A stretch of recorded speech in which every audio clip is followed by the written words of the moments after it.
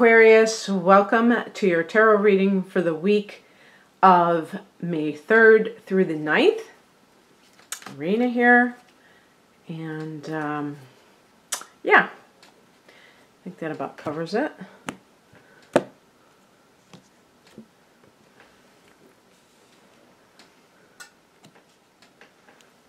don't even know if that's center. I'm like,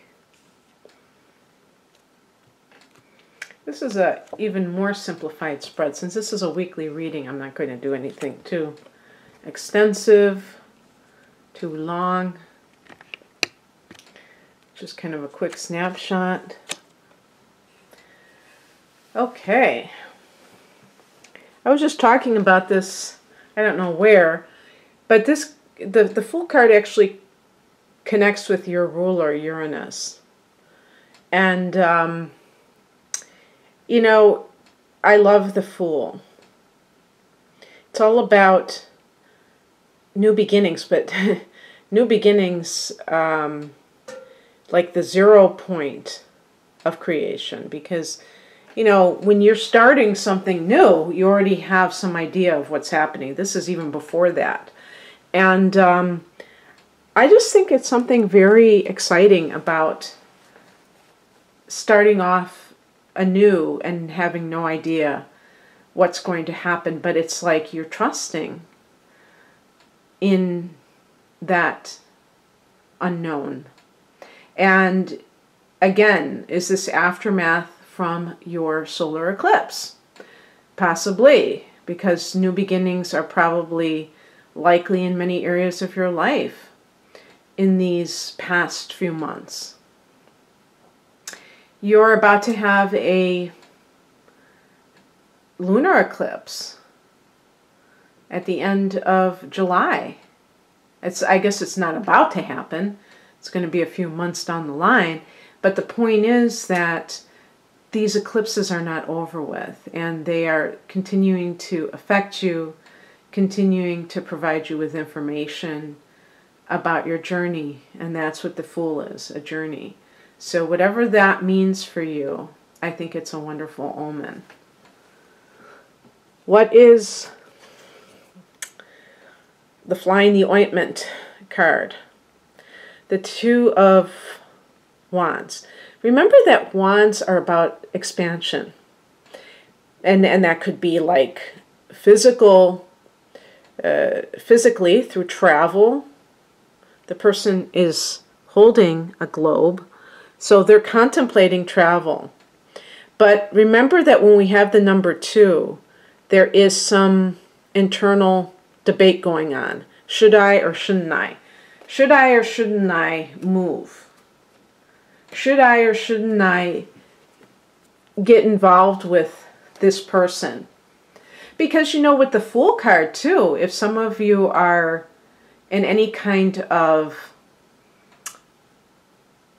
newly single situation, and because back at the end of January there was a full moon in Leo, and that was an eclipse. It was a lunar eclipse. That could have affected you very easily, being your opposite sign. So you may be like, especially if you were married for like 30 or 40 years, or a long time, you know, 20 years I guess is a long time too. And you're like the Fool, you're like totally new to single life. Then the Two of Wands may just be some of the details that you haven't ironed out about your new life. Do you want to stay in the same area? Do you want to maybe date? You might not be ready to do it. And somebody is asking you and you're not sure if you should even get back into that. And, you know, so the Two of Wands can be a card of relocation, and also a card that deals with career matters. Maybe you're choosing between two careers. Maybe you just quit your job and you just said, you know, I just can't do that anymore, and you just left it up to the universe. You know, that saying, jump and the universe will provide a net. Well, you may not be sure of which direction you're going in, career-wise. the advice, the Ace of Cups, and this is a card of new beginnings of an emotional nature. Now, obviously, we're thinking of romance, and there might be somebody who is presenting you with fond feelings, and it may even be a relationship that's more emotionally satisfying than something you have left. But this could certainly apply to career matters very easily, because some people may have left their jobs out of a sense of dissatisfaction emotionally. That happens. It's funny, you know, when you talk about burnout, burnout isn't just about working too hard. If you're doing something that you really love, you might be able to work long hours and not even think about it. But when you don't, when you feel that sense of resistance because you don't like what you're doing, that's what creates that sense of conflict within you. And then obviously that can lead to emotional, it's emotions causing burnout because of dissatisfaction. What's coming in is the Nine of Wands, and you see this person, their expression. What does that look like to you? Doesn't it look like suspicion, wariness? And you see the stance that the person is taking. It's a defensive posture. But unlike the Seven of Wands, which is the person holding the wands out like a weapon to fend off attacks, this wand is straight up and down. This person has built a fortress protecting them. They have this armor. And it's meant to indicate perhaps creating this, what would you call it? Like a barrier, or it can be like setting boundaries of what you're willing to tolerate and what you're not willing to tolerate. But I think in this context, we could say that it's a protective barrier. Now, this can be simply because your emotions are raw. The scenario that I presented to you, if you're coming off of a long-term marriage, for instance, you may feel vulnerable. You may not be ready to get back in the fray. It may not be wise to do something like that anyway.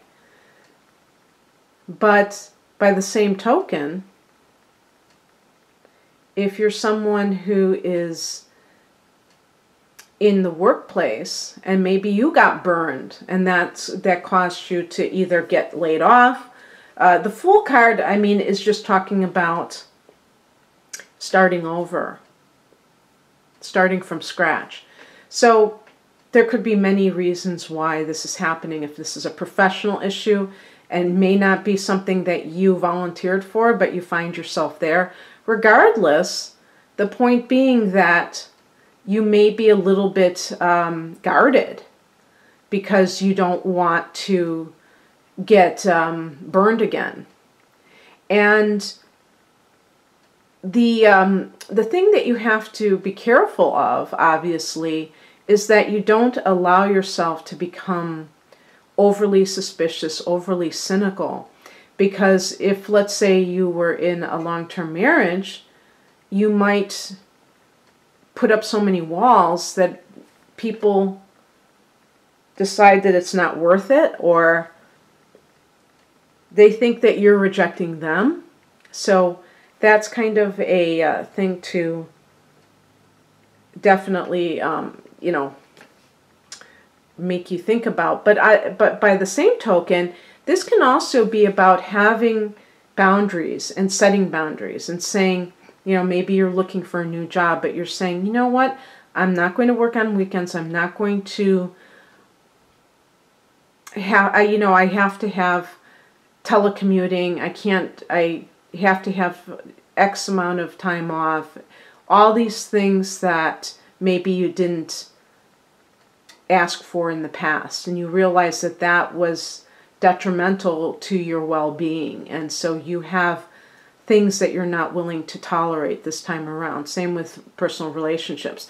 Someone may be offering, may be interested in you. Maybe it is a water sign. Maybe it is a Cancer or a Pisces or a Scorpio person. But whoever it is, if this is a personal relationship, it's all about, I need to start this relationship very gradually. I'm not interested in having physical relations with you right away. I'm not interested in, whatever. We're going to date. We're going to date during the daytime. I'm not going to do, things that you're willing to do, stipulations. And the outcome is the Four of Swords. This is a card of rest, retreat. And if you're somebody who is in between jobs, you may even decide to do this in, some kind of a travel situation. Now that Mercury has gone back to the position it was when it retrograded, you may feel like you can finalize travel plans. And maybe you're going to a yoga retreat or something like that to kind of get that sort of rejuvenation that you need. But it seems to me that this is a very transitional period for Aquarians. So I don't know how many of you resonate with this, but that's what I have for you, Aquarius. If you'd like a private reading, please follow the link below this video. Take care. Bye.